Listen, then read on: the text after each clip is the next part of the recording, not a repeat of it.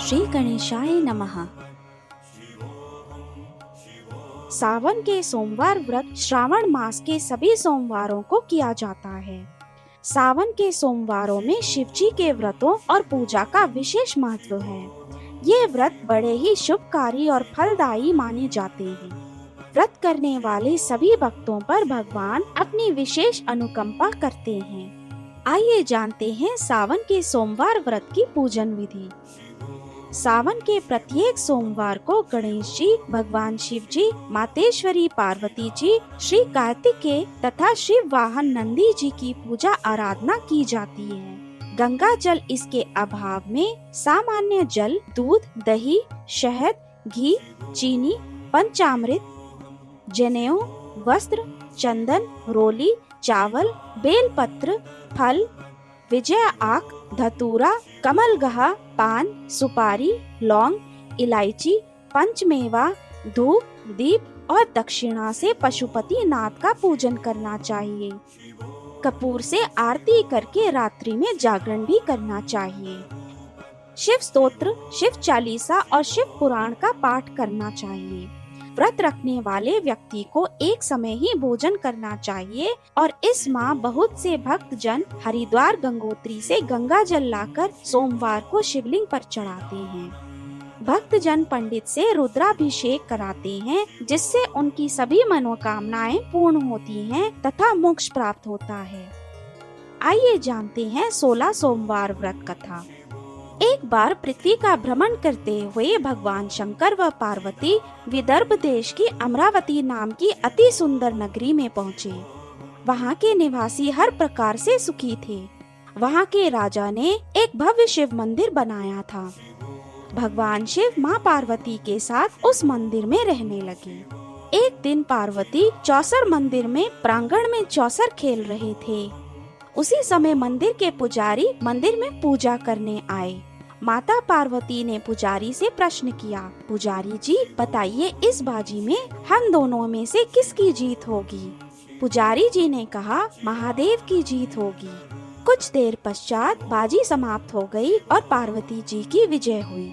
पार्वती जी क्रोधित हुई और ब्राह्मण को झूठ बोलने के अपराध के कारण कोढ़ी होने का श्राप दे दिया। कुछ समय पश्चात पार्वती जी के श्रापवश पुजारी के शरीर में कोढ़ पैदा हो गया और वह अत्यंत दुखी रहने लगा। पुजारी को कष्ट सहते हुए कई दिन बीत गए। एक दिन देवलोक की अप्सरा शिवजी की पूजा हेतु उसी मंदिर में आई। पुजारी के कोढ़ के कष्ट को देखकर उसने उसे रोगी होने का कारण पूछा। पुजारी ने माँ पार्वती के श्राप के बारे में उन्हें बता दिया। अप्सरा बोली, हे पुजारी, तुम सब व्रतों में श्रेष्ठ 16 सोमवार का व्रत भक्ति भाव से किया करो। भगवान शिव तुम्हारे कष्ट को दूर कर देंगे। पुजारी ने अप्सरा से 16 सोमवार के व्रत की विधि पूछी। अप्सरा ने बताया, सोमवार को स्नान आदि से निवृत्त होकर स्वच्छ वस्त्र पहने, भक्ति भावना के साथ व्रत रखें। संध्या व उपासना के बाद आधा किलो गेहूं का आटा लें और उसे बाटी या पूरी बनाकर उसमें घी और गुड़ अथवा बूरा मिलाकर चूरमा बनाएं। उसके 3 हिस्से कर लें। घी, गुड़, दीप, नैवेद्य, पुंगी फल, बेलपत्र, जनेऊ, चंदन, अक्षत, पुष्प आदि द्वारा प्रदोष काल अर्थात संध्या समय में भगवान शंकर का यथाविधि पूजन करें।